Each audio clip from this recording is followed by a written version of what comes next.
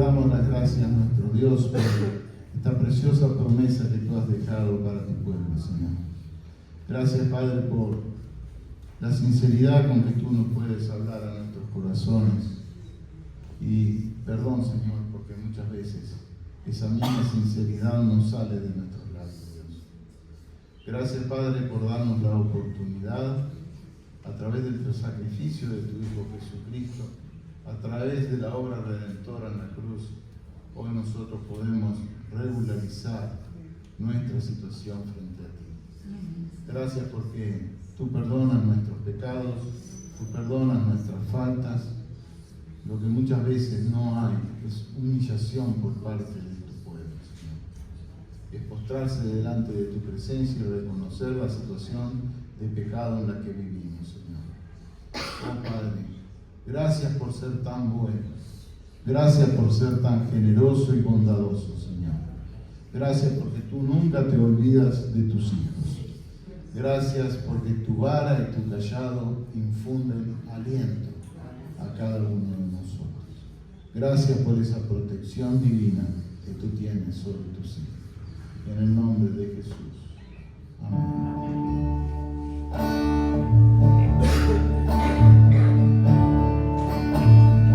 Dios ha sido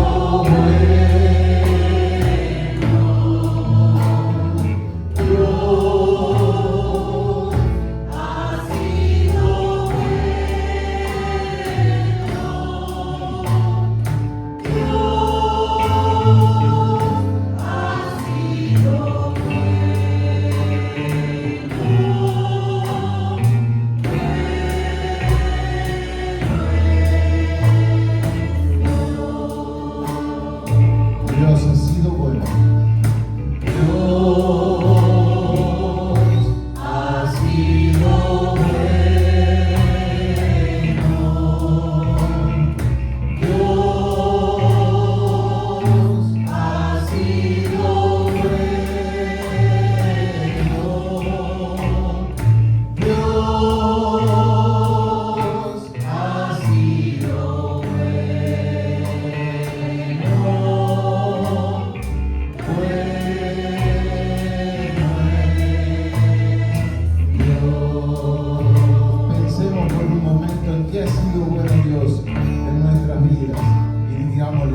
Gracias, Señor, por tu bondad.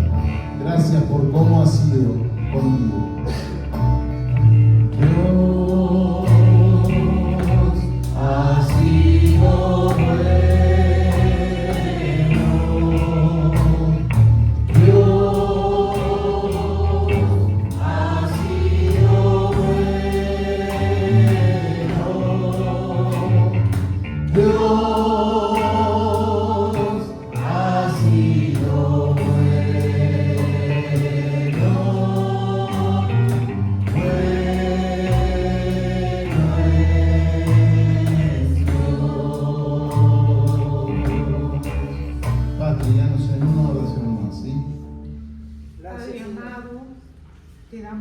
gracias por tu amor, tu misericordia.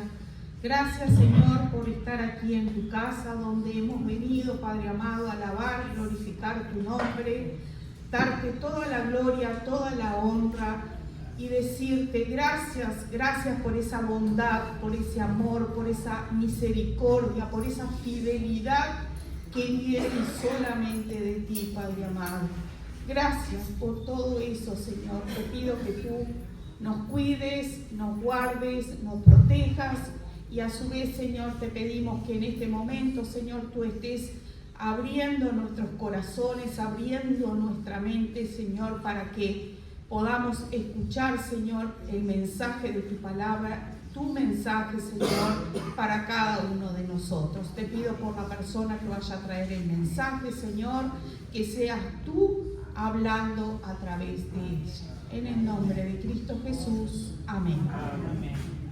Estas canciones que hemos podido cantar. Si alguien tiene un trapito por ahí, porque acá no están compartiendo, mis hermanos, y que realmente es hermoso. Yo meditaba mientras cantaba en la bondad de Dios. hemos dicho, nuestros labios han dicho, y creo que nuestra mente también, Dios ha sido bueno. Dios es bueno. Su bondad es infinita y a la prueba están nuestras vidas. Y a la prueba está la transformación que Él ha producido en cada uno de nosotros a través de Jesucristo, su Hijo, cada vez que tocó nuestros corazones. La bondad de Dios se ve reflejada también cuando Él suple todas nuestras necesidades. Y también cuando nosotros estamos caídos, o estamos derrotados, o estamos vencidos por ciertas situaciones en nuestras vidas, la bondad de Dios está sobre nosotros y Él nos restaura, nos levanta, nos fortalece, nos da todo aquello que nosotros necesitamos para poder tener una mejor calidad de vida. La palabra de Dios en el libro de Eclesiastés, por allá por el capítulo 9, verso 4, si no me equivoco, dice: porque aún hay esperanza para todo aquel que está entre los vivos, porque mejor es perro vivo que león muerto.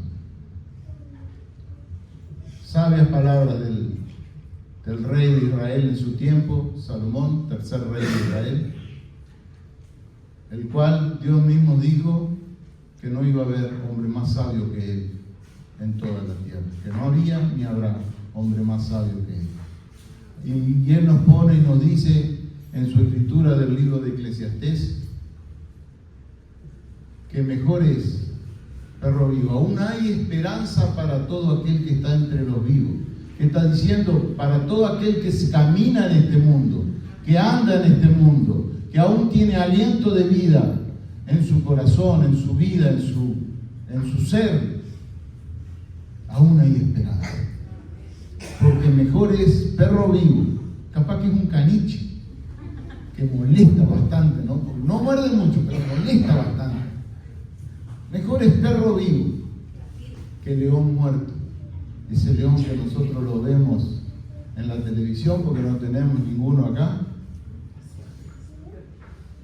Pero si está muerto, se termina el poder.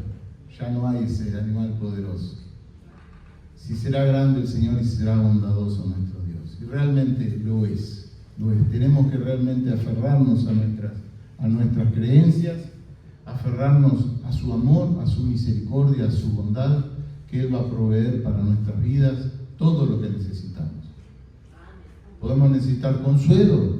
Emilia está necesitando consuelo del Señor. Zuli está necesitando consuelo del Señor. Tienen la dicha, ambas, de que conocen al Señor y que sus seres queridos conocieron al Señor. Entonces la partida de ellos a la eternidad es a un lugar glorioso. Pero si te toca a ti partir hoy a la eternidad, ese es el análisis que nosotros muchas veces tenemos que autoanalizarnos. Si hoy me toca partir a la eternidad a mí, ¿a qué eternidad iré? Fíjense en ustedes por un momento, se duermen y cuando amanecen sus ojos se abren.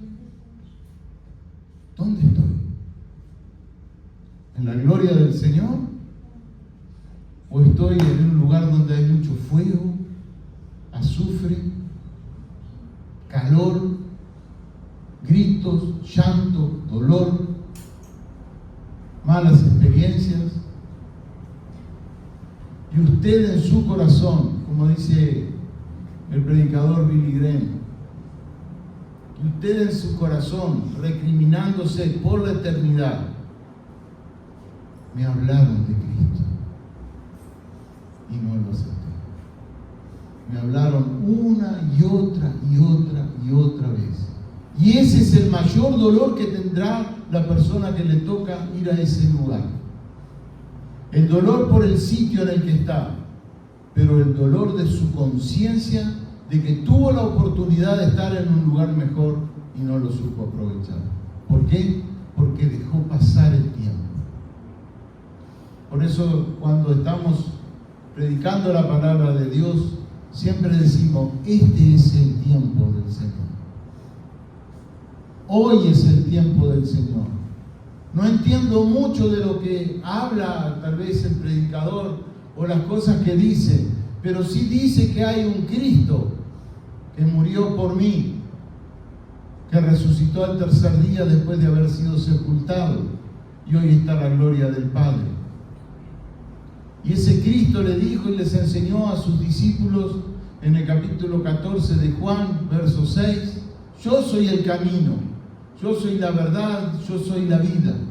Y nadie viene al Padre si no es por mí. Tú quieres ir a la presencia de Dios, el camino es Jesucristo y no hay otro. Y ya esto se puede transformar en un mensaje evangelístico, porque la misma palabra de Dios dice, porque no hay otro nombre bajo el cielo dado a los hombres en que podamos ser salvos. Es la predicación de Pedro al pueblo judío en el capítulo 4, verso 12 del libro de Hechos. Porque no hay otro nombre bajo el cielo dado a los hombres. Judíos, hermanos en la sangre, no hay otro nombre bajo el cielo dado a los hombres en el que podamos ser salvos. Este Jesucristo que ustedes crucificaron es la oportunidad para su vida, porque resucitó y hoy vive y está a la diestra del Padre. Y bastantes cascotes que recibió Pablo, Pedro y todos los apóstoles por predicar esto. Todos ellos, excepto Juan,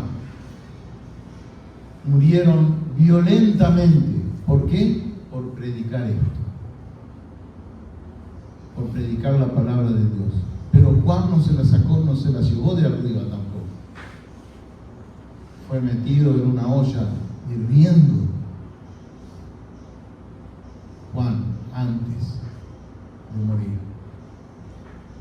fue exiliado en la isla de Patmos. Tuvo un buen tiempo en ese lugar con una piedra atada a su tobillo y una cadena a 37 kilómetros, si no me equivoco, de la costa. Está la isla de Patmos, enfrente a Grecia, lo que es Grecia hoy. Y allí lo dejaban. Arreglate como puedas. ¿Querés ir nadando? Bueno, hay 37 kilómetros para llegar a la otra. No te olvides la piedra. Y todo eso lo sufrió por predicar la palabra de Dios. Por tratar de dejar la semilla en cada persona con la que se le cruzaba. Quisiera compartir de este último apóstol que murió, el último de los apóstoles que murió. ¿Cómo se llama? De los 12, el último murió, hubo uno que murió por último. ¿Quién fue? El apóstol Juan. El apóstol del amor, ¿no? Que leemos sus cartas y sus cartas respiran amor. Era a su vez el discípulo amado de Jesús. Era parte del círculo amigable de Jesús. Pedro, Jacobo y Juan estaban en todas las batallas espirituales que tenía el Señor Jesús. Siempre estaban a su lado, pero también dijeron en un momento, ¿no quieres que caiga fuego, que mandemos fuego sobre estas personas que no quisieron creer en ti? Le dijo a Jesús. Le dijeron a Jesús, fíjense también cómo era en su juventud. Y ahí nos muestra cómo somos inicialmente muchas veces en la aplicación de la palabra, en el fervor que tenemos por Cristo, y a medida que va pasando el tiempo, cómo vamos madurando también y siendo personas maduras en Cristo, perfeccionados en el amor de Cristo. Vamos a ver en la primera carta de Juan. Le voy a tomar a los jóvenes. Emilia ya escuchó este mensaje porque fue el que prediqué el domingo pasado, sí, está bien, allí en Biasini, que compartimos la palabra. Así que Emilia no va a soplar.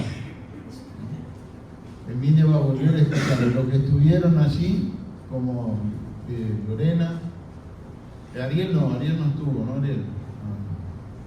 Si no te lo contaron, ahora lo vas a escuchar. Amén. Muy bien, vamos a leer la palabra del Señor ahí en el Evangelio de Juan, en la primera carta de Juan, pero antes, poquito antes, como a mí me gusta siempre introducir la predicación de la palabra, a veces me gusta hacer alguna pregunta que puede ayudar a comprender el mensaje de la palabra, puede ayudarnos a meditar de otra manera en lo que estamos escuchando. El título del mensaje dice: no abrir la puerta. No abrir la puerta. Todos tenemos puertas en nuestras casas. Y la recomendación es no abrir la puerta deliberadamente, obviamente, ¿no? Estamos viviendo tiempos complicados y tenemos esa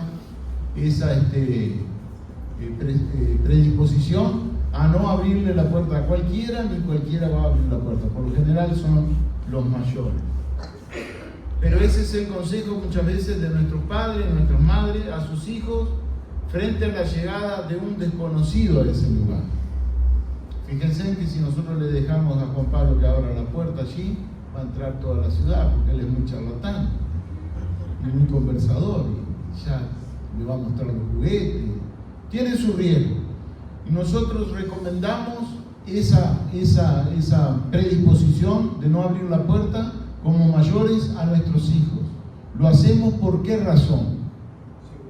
Seguridad. ¿Cómo? Para protegerlos a ellos y a los que están adentro. ¿Es así o no? Amén. ¿Hay alguna razón más que uno en particular tiene? Para que no nos roben. ¿La qué? Prudencia. Exactamente. O sea que si tenemos abierta o cerrada la puerta, muchas veces depende de nuestro estado físico, nuestro estado mental. Puede ocasionar problemas. Hoy día, esa puerta normalmente, que no era como en los tiempos de antes, sino usted vaya a la Barnó Carrero y escuche la canción de Santa Marta, ¿no? Es la pura realidad de lo que se vive. Realmente inspirados los autores de Santa Marta. Nos habla de que era un pueblo donde había todo confianza, la puerta permanecía abierta, pero hoy ya no. Hoy ya cambiaron las cosas. Ya están distintas, tenemos que tomar las cosas con otra visión. Cuando nos vamos a dormir, también definitivamente la puerta está con llave. Porque en la noche sabemos que pueden pasar cosas que no nos va a gustar. Muy bien, y ahora cuando lo que está faltando ahora en cualquier momento, que muchos lo hacen, es poner el perro al lado de la puerta, ¿no? Atar el perro al lado de la puerta y después, si no lo escucha el perro, bueno, muy bien. Juan, la primera epístola de Juan, capítulo 2, vamos a estar leyendo del verso 12 al verso 17. Es un pasaje que ya lo compartieron los jóvenes sábados anteriores, y la palabra de Dios nos dice lo siguiente. Acá está hablando Juan, y dice así en primera de Juan capítulo 2, verso 12: os escribo a vosotros, hijitos, porque vuestros pecados os han sido perdonados por su nombre. Os escribo a vosotros, padres, porque conocéis al que es desde el principio. Os escribo a vosotros, jóvenes, porque habéis vencido al maligno. Os escribo a vosotros, hijitos, porque habéis conocido al Padre. Os he escrito a vosotros, padres, porque habéis conocido al que es desde el principio. Os he escrito a vosotros, jóvenes, porque sois fuertes y la palabra de Dios permanece en vosotros y habéis vencido al maligno. Y acá viene lo que Juan le está diciendo a los hermanos de la fe, de las distintas iglesias. No améis al mundo, ni las cosas que están en el mundo. Si alguno ama al mundo, el amor del Padre no está en él. Porque todo lo que hay en el mundo, los deseos de la carne, los deseos de los ojos y la vanagloria de la vida, no provienen del Padre, sino del mundo. Y el mundo pasa y sus deseos, pero el que hace la voluntad de Dios permanece para siempre. Gracias, Dios, por tu palabra. Gracias, Señor, por estos consejos que tú nos dejas a través de ellos. Enséñanos y muéstranos, Padre, cómo debemos comportarnos en este mundo, cómo debemos ser. Sabemos que el ejemplo de tu Hijo Jesucristo es la principal mirada que nosotros debemos tener. Mirar esa cruz y lo que Él hizo por cada uno de nosotros. Y seguir los pasos que tú dejaste marcados en esta tierra. Queremos, Señor, que tu palabra ahora penetre en nuestros corazones, Señor, y nos haga meditar, nos haga comprender que seguramente hay cosas en nuestras vidas que debemos corregir, que debemos ponerlas al día respecto a nuestra vida espiritual. Sabemos, Señor, que vivimos luchas, que vivimos pruebas, somos conscientes, en tu palabra lo dice, que hasta el fin tendremos aflicción, pero que no temamos, porque tú estás acompañándonos todos los días hasta el fin del mundo. Te alabamos, bendecimos y glorificamos tu nombre, en el nombre de Jesús. Amén. Juan escribe esta epístola por las distintas herejías que ya se habían levantado en el primer siglo, cuando viene la fundación de la iglesia primitiva. Ni bien Jesús subió a los cielos, descendió el Espíritu Santo y ocupa toda la tierra, todo el universo de hoy, comenzó al poco tiempo, a través de los apóstoles, ellos a predicar la palabra del Señor. Y a medida que fue pasando el tiempo, pasando los años, distintas herejías surgieron en la iglesia. Y acá Juan está apuntando a unas de ellas, a algunas de ellas que ya estaban en la iglesia, especialmente en la iglesia del Asia Menor, que ahora la vamos a ver. Pero ya en el año 50, siendo Pablo un predicador de la palabra de Dios para los gentiles, se realizó el primer concilio en Jerusalén en el año 50, el cual era presidido por Jacobo, en el cual estaba Pablo, estaba Pedro y estaban todos los apóstoles. En aquel lugar se discutió porque ya los judíos tradicionalistas comenzaban a exigirle a las personas que habían creído en el Señor Jesús y que no eran judíos el tema de la circuncisión, que para alcanzar salvación deberían circuncidarse. Y esa herejía provocó el primer concilio de Jerusalén, en donde se reunieron las autoridades espirituales de aquel momento y discutieron sobre el tema, sacaron conclusiones y fueron enviadas a todas las iglesias existentes, tanto en Europa como en la zona de Asia Menor.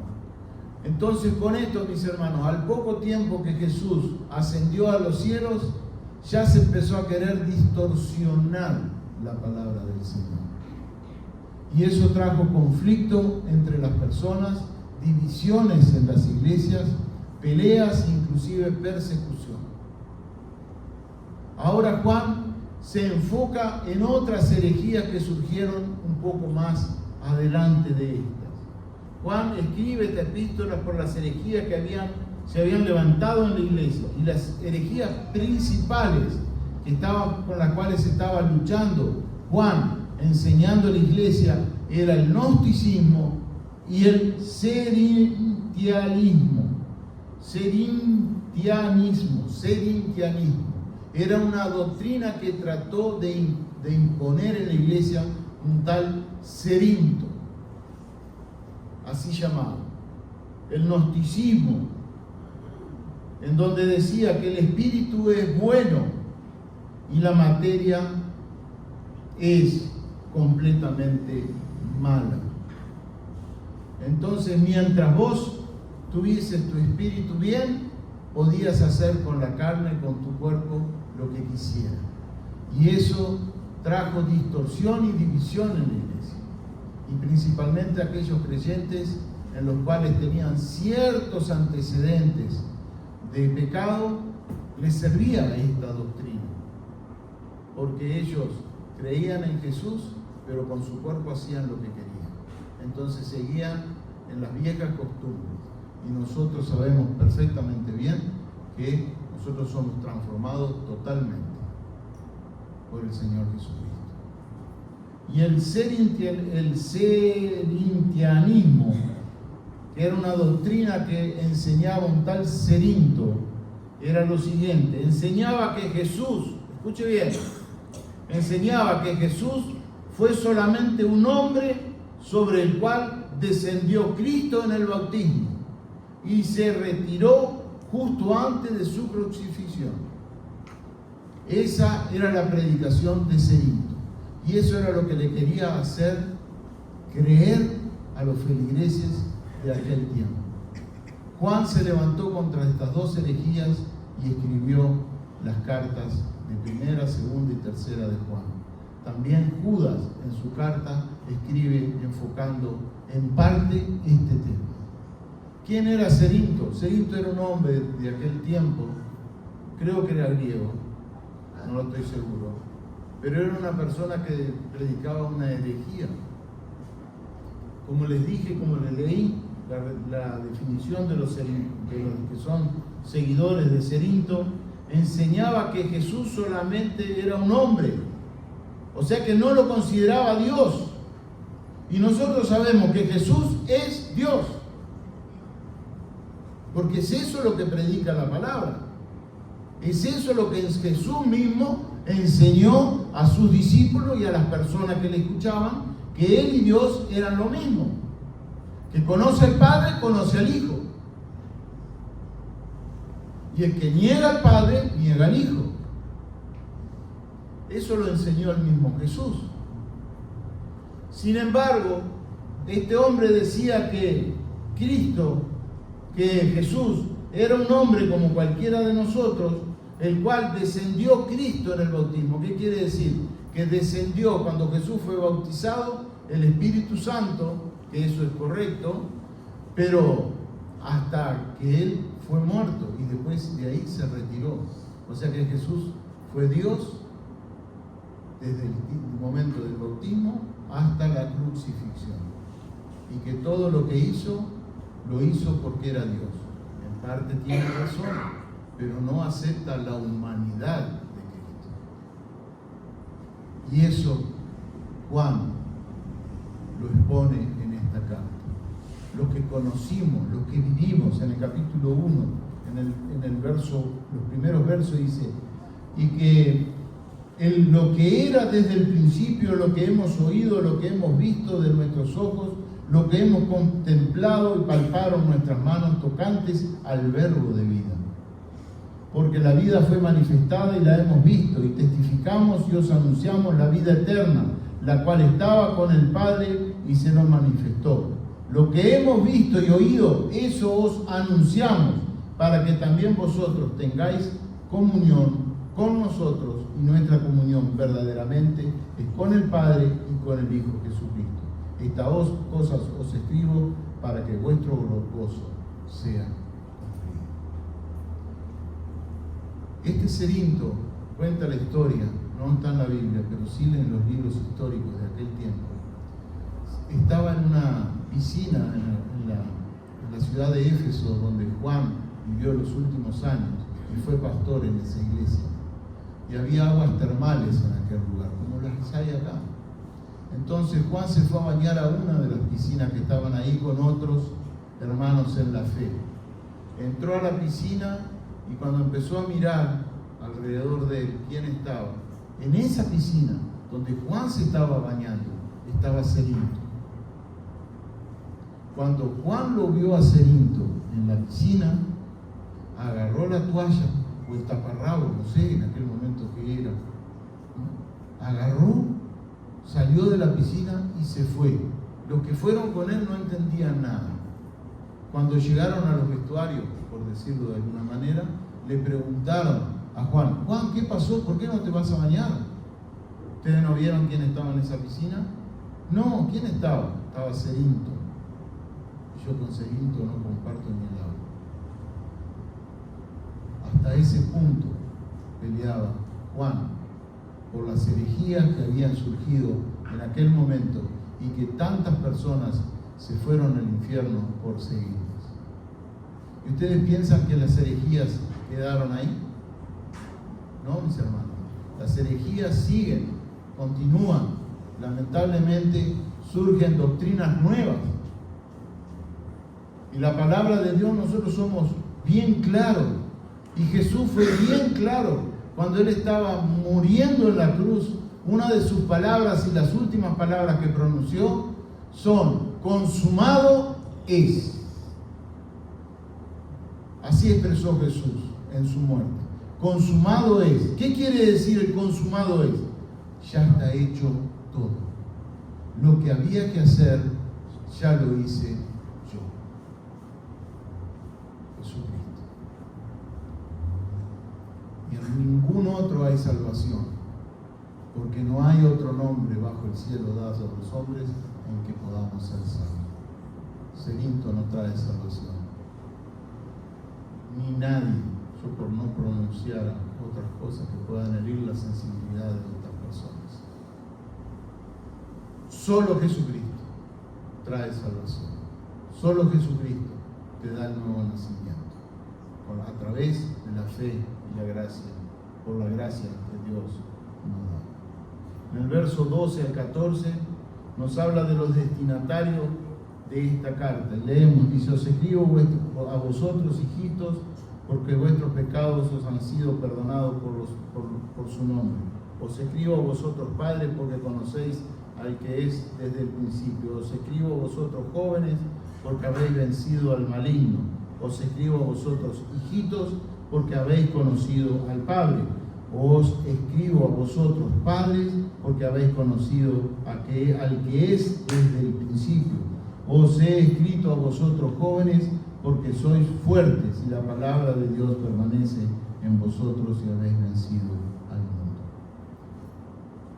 La carta de Juan está catalogada y considerada como una carta general.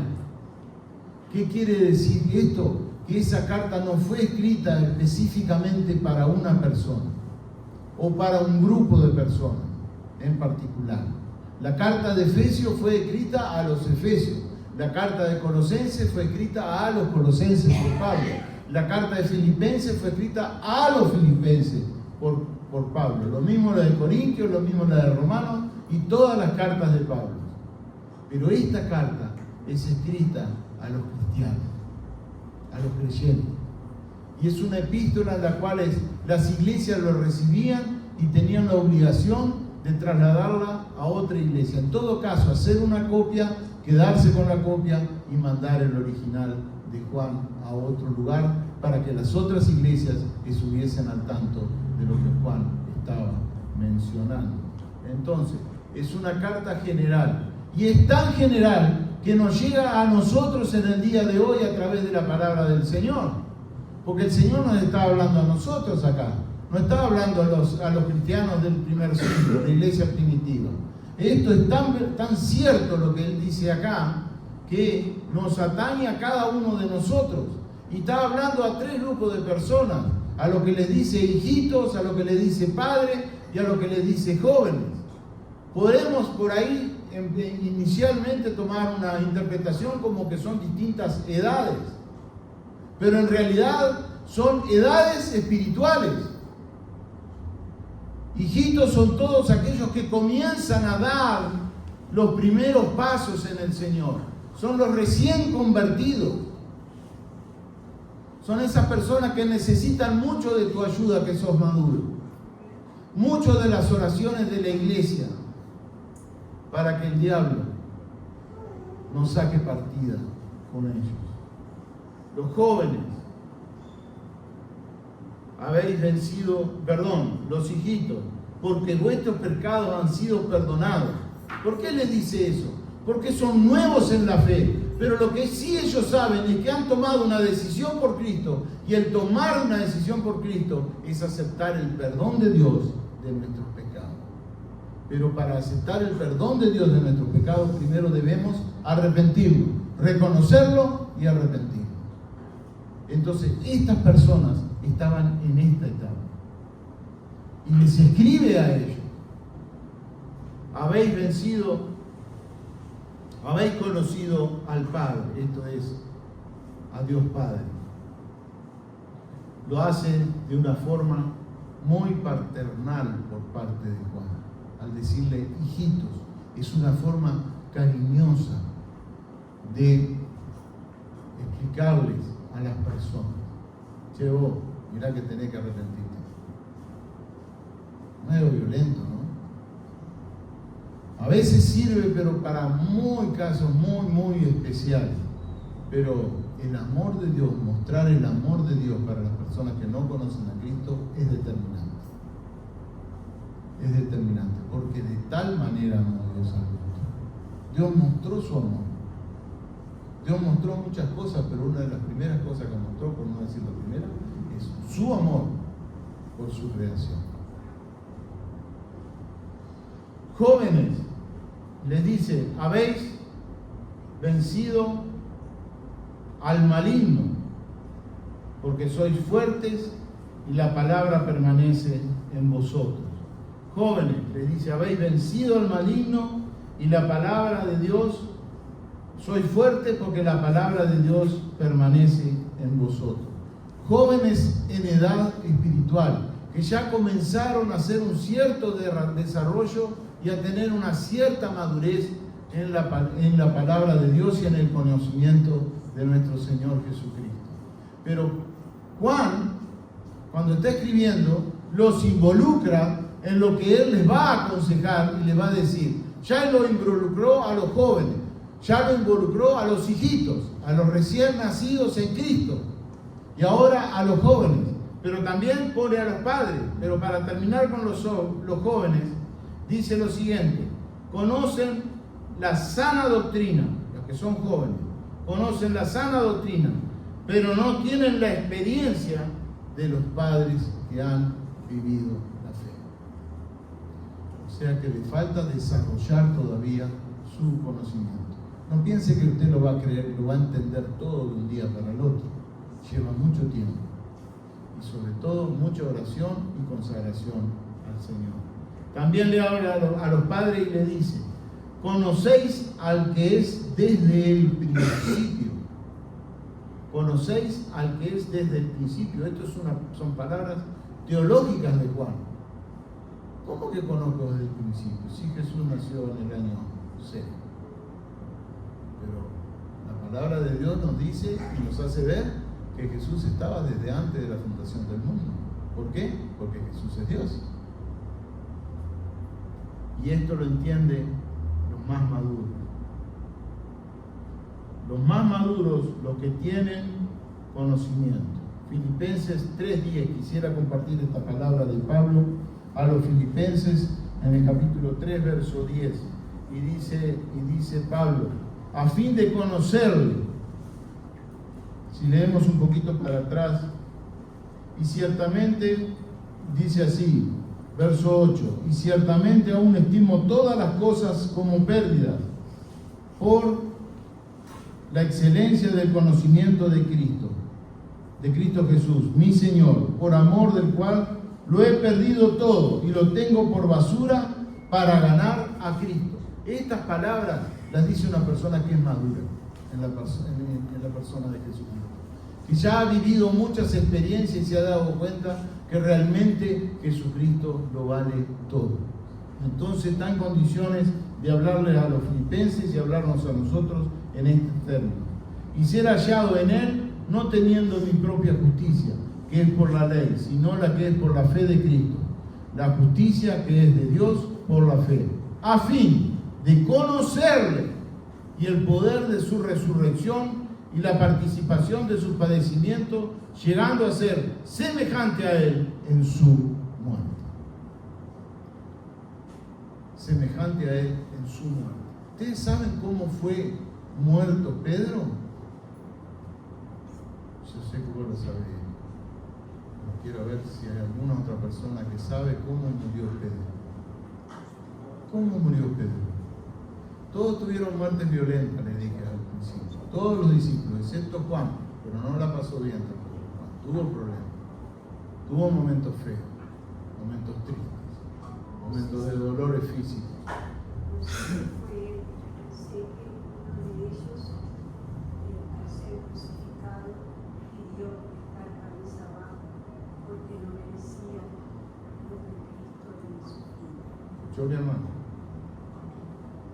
A Pedro lo iban a crucificar tal cual lo crucificaron a Jesucristo, pero él pidió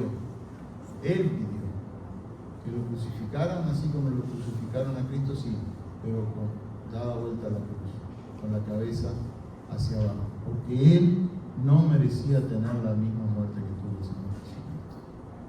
Estas cosas únicamente las personas que son maduros en la fe las entienden. Y hay muchas cosas que nosotros no entendemos de nuestros hermanos.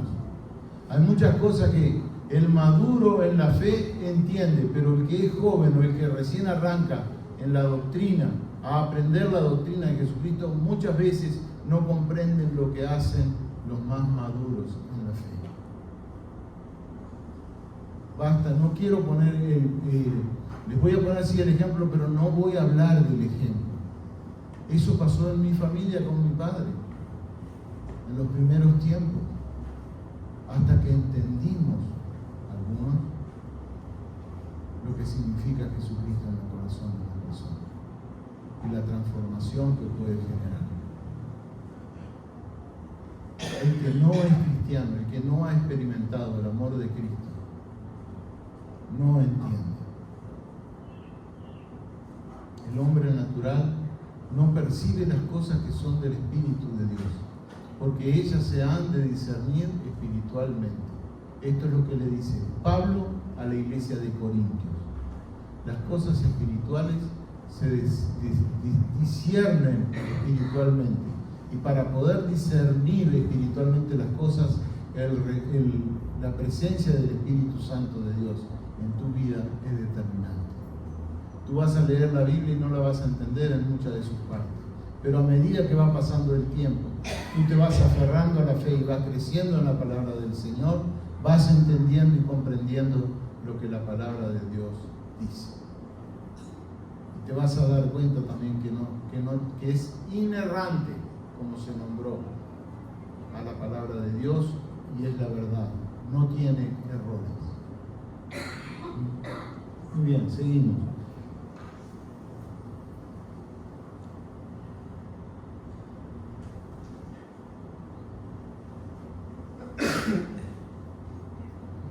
Verso 15, seguimos ahí, vamos a ir avanzando.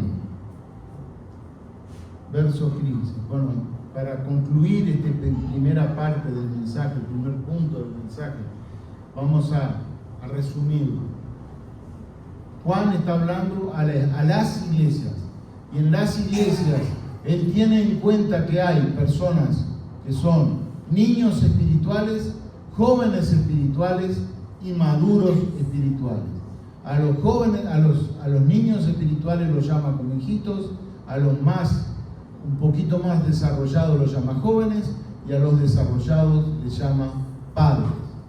A los padres conocen desde el principio, conocen la palabra de Dios, son los más maduros que tienen mayor conocimiento. Filipenses 3:10 nos aclara un poco este panorama. Verso 15 dice así: un buen consejo que nos da el Señor. Le dice a la iglesia, le dice a los tres grupos, nadie está excluido acá. Y Juan le dice: no améis al mundo, ni las cosas que están en el mundo. Si alguno ama al mundo, el amor del Padre no está en él. Es duro, durísimo. Pero depende para quién. Sobre todo, son palabras más duras para aquellos que se llaman hijitos, porque recién están saliendo de lo que era su vida. Para los jóvenes es un poco menos, son duras también, porque seguramente hay cosas sobre las cuales debemos trabajar en nuestras vidas y hay áreas en nuestras vidas que todavía nosotros no las pulimos lo suficiente y son menos duras para los maduros. Pero si las escribió para los maduros también, tengamos en cuenta que son cosas que nos pueden estar pasando. Si no, no las pondría. Si no, no lo diría. Seguimos. Un buen consejo entonces estamos viendo. No le tomes afecto o devoción al mundo. En esta misma carta, en el capítulo 3, verso 1, dice lo siguiente: mirad cuál amor nos ha dado el Padre para que seamos llamados hijos de Dios. Por esto el mundo no nos conoce, porque no le conoció a Él. En el capítulo 4, verso 4, dice lo siguiente: hijitos, vosotros sois de Dios, y los que habéis vencido, porque mayor es el que está en vosotros que el que está en el mundo. Hijitos, mayor es el que está en vosotros que el que está en el mundo. Nosotros sabemos que Satanás está en el mundo y es el que reina en el mundo. Y nosotros sabemos como hijos de Dios que el mundo es un enemigo del cristiano. Las tentaciones son un enemigo del cristiano. Y Satanás es un enemigo del cristiano. En esas tres áreas tenemos que batallar todos los días, porque son la realidad que vivimos. Pero Dios nos ha dado solución a todas ellas. Dios está con nosotros hasta el fin del mundo, digo en el capítulo 28, verso 19 de Mateo. Está con nosotros hasta el fin del mundo. Y en el capítulo 5, 19 de Primera de Juan dice: sabemos que somos de Dios. Juan le está diciendo: sabemos que somos de Dios y el mundo entero está bajo Él. Cuando tú aceptas al Señor Jesucristo, cuando eres parte del rebaño del Señor Jesucristo, has salido del mundo. Ahora estás en el reino de Cristo y saliste del reino del mundo, del reino de Satanás, porque el que gobierna en el mundo es Satanás. Entonces Satanás no le gusta mucho que le saquen sus ovejitas, entonces va a pelear con ellas, va a pelear por ellas, y nosotros vamos a sentir ese rigor, pero nuestro pastor es el pastor de pastores, es el Rey de Reyes, el Señor de Señores, el Señor Jesucristo, y es Él que va a defender nuestras vidas mientras nosotros sepamos acurrucarnos en el hueco de su mano. Seguimos en el Evangelio de Juan, capítulo 12, verso 31, dice lo siguiente: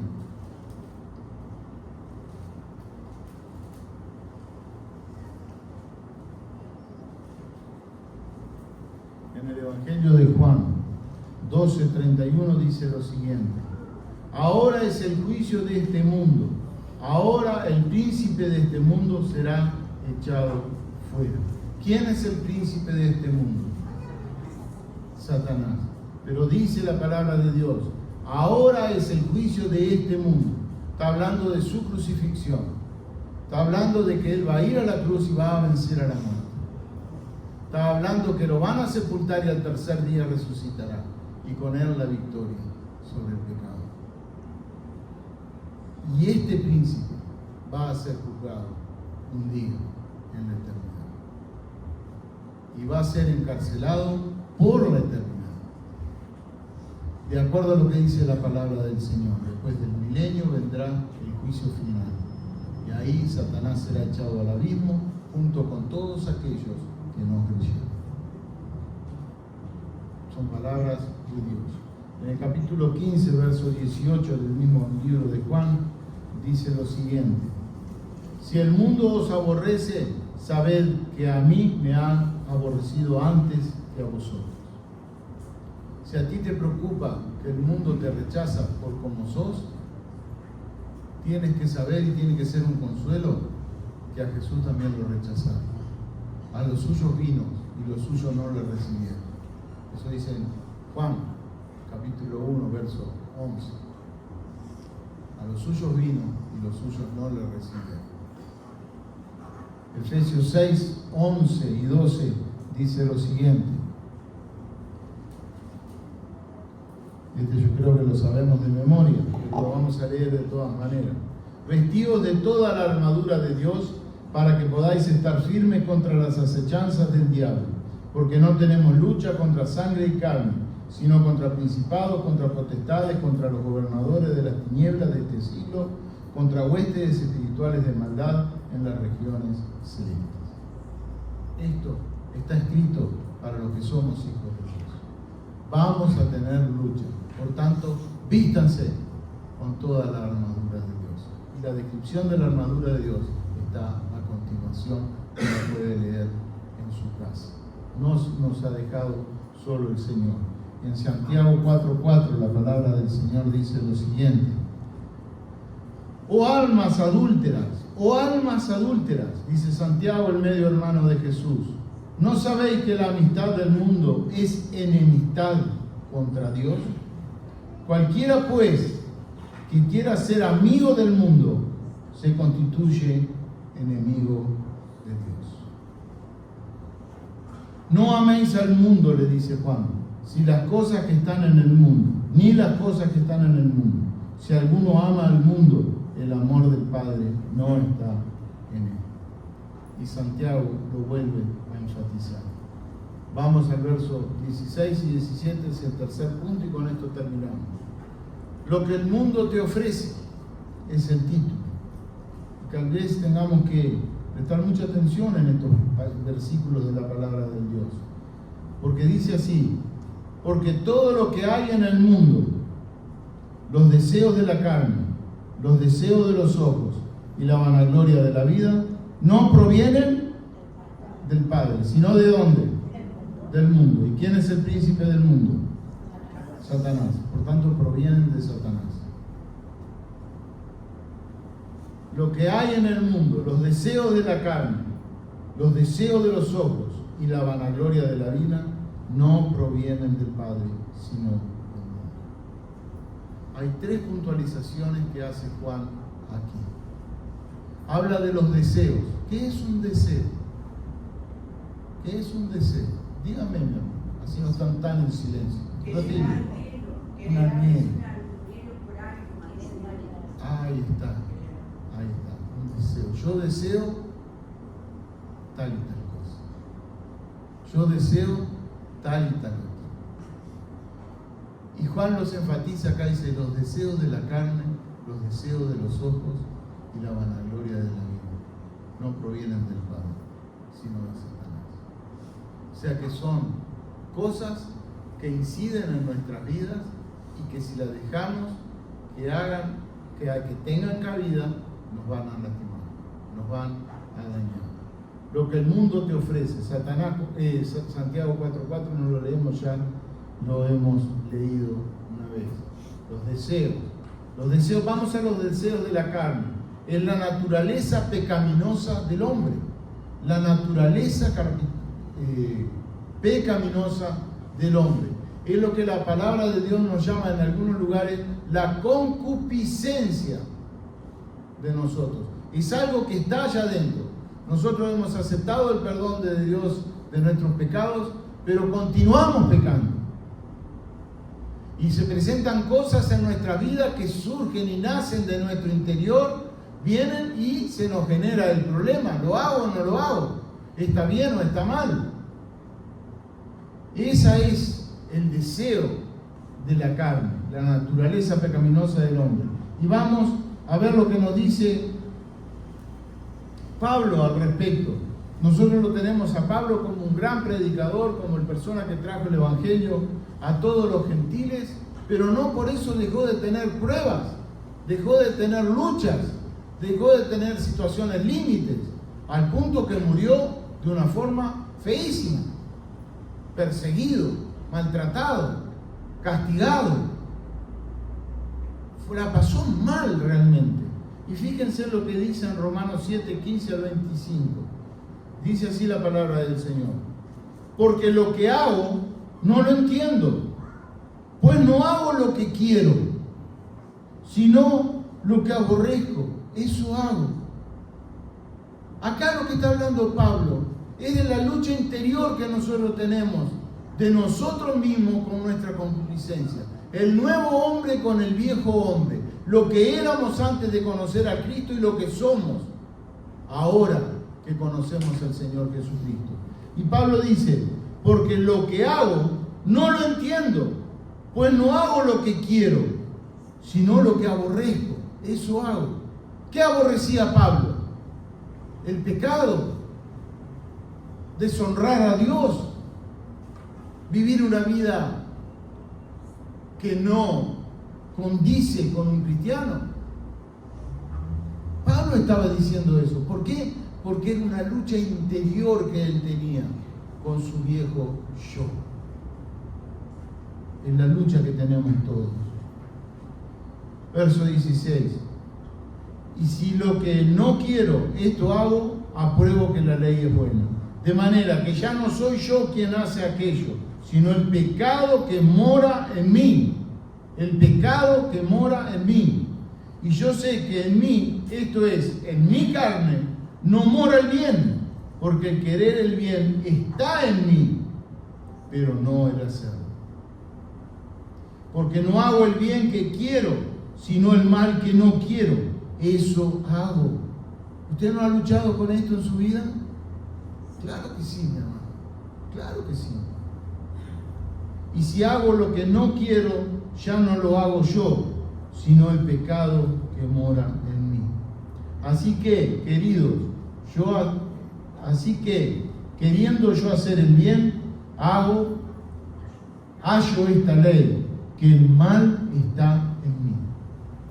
Ahí está diciéndole a los romanos que todas estas vivencias que él ha tenido con su personalidad, con su carácter, con su vida, le han servido para entender las cosas espirituales. Entonces dice, así que queriendo yo hacer el bien, hallo esta ley, que el mal está en mí. Se dio cuenta que a pesar del perdón de Dios, y a pesar de ser una persona nueva en Jesucristo, el mal está todavía en el ser humano. Está enraizado en el ser humano. Y es una lucha que la vamos a tener desde que nos convertimos hasta que partamos a la eternidad y Dios santifique, glorifique nuestras vidas. Porque según el hombre interior me deleito en la ley de Dios, pero veo otra ley en mis miembros que se revela contra la ley de mi mente y que me lleva cautivo a la ley del pecado que está en mis miembros. Miserable de mí, ¿quién me librará de este cuerpo de muerte? Gracias doy a Dios por Jesucristo Señor nuestro. Así que yo mismo con la mente sirvo a la ley de Dios, más con la carne a la ley del pecado. Es profundísimo lo que habla Pablo acá en Romanos. Y esto necesita más detenimiento y más estudio. Pero básicamente es lo que le acabo de decir, ¿no? Es la lucha que nosotros vamos a tener en nuestro interior, porque el pecado sigue en nosotros arraigado. Y cuando nosotros demos lugar, yo les voy a adelantar una conclusión. Cuando dejemos abierta esa puertita, se va a meter y va a hacer estrago. Y el caniche no lo va a poder parar. En el libro de Romanos 8:28, Pablo también le sigue diciendo a la iglesia de los romanos lo siguiente. Y sabemos que a los que aman a Dios, todas las cosas les ayudan a bien. Esto es, a los que conforme a sus propósitos son llamados. Si usted tiene esas vivencias son para su edificación personal. No son para su mal. Son para que usted aprenda y sepa luchar contra el enemigo. Ahí por eso Pablo dice, y sabemos que los que aman a Dios, todas las cosas les ayudan a bien. Las circunstancias que vivimos en nuestras vidas son para que Dios pueda edificar una persona mejor, para que Dios pueda hacer crecer una persona mejor y poder llegar a la madurez. Ah, sí, pero a mí me pasó esto, me pasó aquello. Bueno, pónganlo en las manos de Dios. Si usted es un hijo de Dios, pónganlo en las manos de Dios. Y Dios va a traer solución a su vida. Muy bien, seguimos con lo segundo. El mundo te ofrece muchos deseos. Ya vimos los deseos de la carne. Ahora vamos a los deseos de los ojos, que son las incitaciones con deseos erróneos. ¿Cómo son sus ojos? Celeste, azul. No. ¿Cómo son sus miradas? Hay un dicho que dice, la primera mirada no la podemos evitar, pero la segunda, ahí aparece el policía, ¿no? Con el anuncio, en reiteración real, ¿no? Cuando dicen reiteración real, lo hizo varias veces. Nosotros podemos evitar la primera mirada, no podemos evitar la primera mirada, pero sí la segunda. Fíjense en lo que dice en Josué. Vamos a tener unos ejemplos bíblicos bien conocidos por todos ustedes y que nos llevan a entender los deseos de los ojos. Josué 7, 20 y 21 dice: y Acán respondió a Josué diciendo: verdaderamente yo he pecado contra Jehová, el Dios de Israel, y así he hecho. Pues vi, ¿qué dice? Pues vi, del verbo ver. No le iba a decir lo que decía el Chavo, pero está.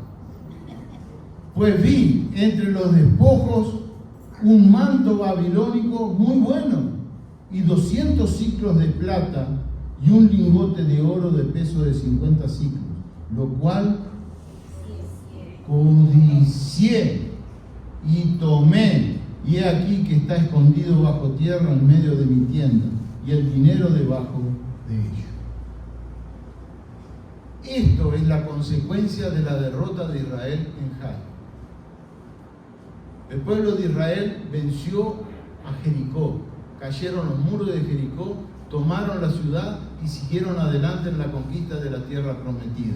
Se presentaba un pueblo pequeño que se llamaba Jai. Pero antes de todo eso, Josué le dijo al pueblo: no tomen nada del anatema. No tomen nada del anatema. ¿Qué le dijo Josué al pueblo? No tomen nada. ¿Y Acán era parte del pueblo? Sí. Muy bien. Josué le dijo también a Acán: no tomen nada del anatema. ¿Qué hizo Acán? ¿Y Josué cómo se dio cuenta de eso? Porque fueron derrotados. Cuando fueron a pelear contra Jai, una ciudad chiquita como Constitución, más o menos, de acuerdo a los datos históricos, el pueblo de Jai derrotó al pueblo judío. Entonces Josué se rasgó los vestidos y se sintió muy mal, el sacerdote de Dios, la persona elegida de Dios, para conducir al pueblo de Israel en la toma de la tierra prometida. Acá hay pecado. Acá hay pecado. Entonces habló con Dios, Dios le dio el discernimiento que necesitó y se empezaron a presentar tribu por tribu, familia por familia, hasta cuando llegó Acán. Cuando llegó Acán, este es. Pero el pecado de ese hombre, que fue un pecado oculto, porque lo hizo tomando cosas de los de Jericó, cuando llegó a él, Dios le mostró a Josué quién era el culpable de la derrota de Israel y la muerte de personas del pueblo de Dios. Entonces vino juicio sobre Acán. Pero ¿cuál fue el problema de Acán? La vista. La vista. Él vio y codició. Vio el manto babilónico, vio todas las riquezas que había en Jericó y que estaban ahí, que iban a quedar al abandono. Dijo: nada, yo me llevo algo. Eso me recuerda con mucho fastidio a nuestra cultura. Ya sería el rey de los vivos. No nos damos cuenta que estamos haciéndole daño a otra persona. No nos damos cuenta que nuestra situación de pecado muchas veces está dañando a la iglesia. Y muchas veces la iglesia no avanza porque hay pecado dentro de la iglesia. Y esto no es palo para ninguno, ni se sienta así de esa manera. Por favor, mi hermano, no lo tome así, sino que son verdades que nosotros tenemos que saber. Porque es muy fácil predicar las cosas lindas, las cosas fáciles, las sencillas. Pero cuando duele en nuestro interior también hay que predicarlo y la gente lo tiene que saber. El hermano en la fe lo tiene que saber. Y esto fue lo que pasó con Israel. Solucionaron el problema del pecado, siguieron adelante y tomaron la tierra conquistada. Si esto no hubiese sido solucionado, Israel iba a quedar ahí. Y otros problemas iban a suceder. Y iban a demorar más en la tierra, en la conquista de la tierra prometida. Y no es la primera vez que le pasaba a Israel esto. Ya le pasó en el desierto con Moisés. Por desobediencia, un viaje que era de 2, 3, 4 meses, no más de eso, terminó en una estadía en el desierto de 40 años. ¿Por qué? Por desobediencia. En 2 de Samuel 11:2, la palabra del Señor nos dice lo siguiente, es una historia bien conocida. Y también estamos hablando de los deseos de los ojos. Ya vimos los deseos de Acán, cómo se dejó atraer por las riquezas. Ahora vamos a ver otro deseo que tiene que ver con los ojos, 2 de Samuel 11:2. Y dijo así, y sucedió un día, al caer la tarde, que se levantó, ¿quién? David de su lecho y se paseaba sobre el terrado de la casa real. ¿Y qué? Y vio, del verbo ver. Desde el terrado una mujer que se estaba bañando, la cual era muy hermosa. Los deseos de los ojos. Ahora ya no es Acán el que estamos hablando, un soldado de Israel. Estamos hablando del rey de Israel. Del hombre que según la palabra del Señor era como el corazón de Dios. Era una persona relevante, el que escribió los salmos, más de 90 salmos, de los cuales nosotros disfrutamos hoy día. Este hombre que sucedió un día al caer la tarde, que se levantó de la siesta. Ah, qué linda siesta, voy a preparar el mate. Se levantó de su lecho y se paseaba sobre el terrado de la casa real y vio desde el terrado a una mujer que se estaba bañando. ¿Cómo se baña usted, mi hermano? ¿Vestido o desvestido? La cual era muy hermosa. Cayó en tentación, mis hermanos. ¿Es raro esto? No es raro. Y le puede suceder a cualquiera. No necesariamente a los hijitos, no necesariamente a los jóvenes, sino que también a los maduros. Son tentaciones que están ahí, latiendo, y usted puede caer. Y obviamente David, la primera mirada no la podía evitar, miró, pero después, ¿qué pasó? Como Tom y Jerry, le saltó el ojito.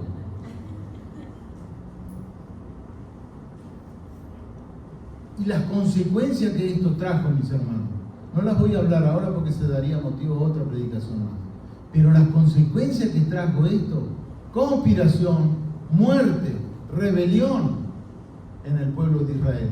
Y desde ese día, mi hermano, desde ese día, David no fue el mismo. David dejó de ser aquel hombre que era. Los deseos de los ojos. Ahora, ¿será que no tenemos deseo? ¿Nuestros ojos no tienen deseo de cosas? Voy a sacarme los lentes porque capaz que se agrando los ojos y van a pensar que que yo estoy medio convulsionado con este problema, ¿no? Pero los deseos de los ojos, mis hermanos, son todos los días. Es una lucha continua y permanente que tenemos. La mujer no tanto, pero el hombre sí, con el tema de la pornografía. Hay otros temas que la mujer sí es mucho más habitué que el hombre. Pero la pornografía para el hombre es sumamente atractiva. Atractiva para el mal. Y no se crea que solo para el hombre común que no conoce a Cristo, para los que conocen a Cristo, también. Usted está mirando el celular, lindo todo, y cuando quiere acordar, ¡páfate!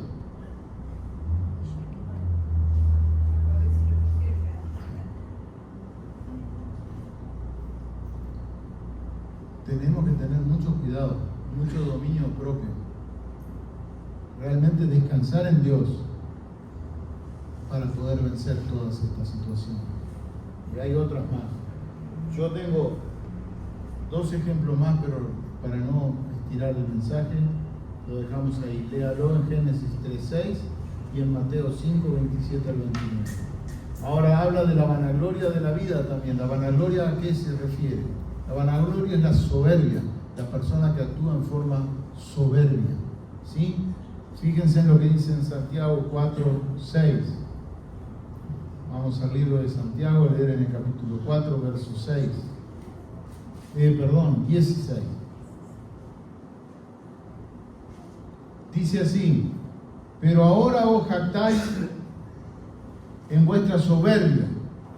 Toda jactancia semejante es mala, y al que sabe hacer lo bueno y no lo hace, le es pecado. ¿De qué está hablando Santiago acá? Está hablando de lo que dice el verso 13. Vemos ahora lo que decís. Hoy y mañana iremos a tal ciudad y estaremos allá un año y traficaremos y ganaremos. ¿No hacemos planes nosotros? Vamos a tal lugar, vamos a ir aquí. ¿Qué vas a hacer mañana? Oh, mañana yo me voy a Besoñón, me traigo un bagaje.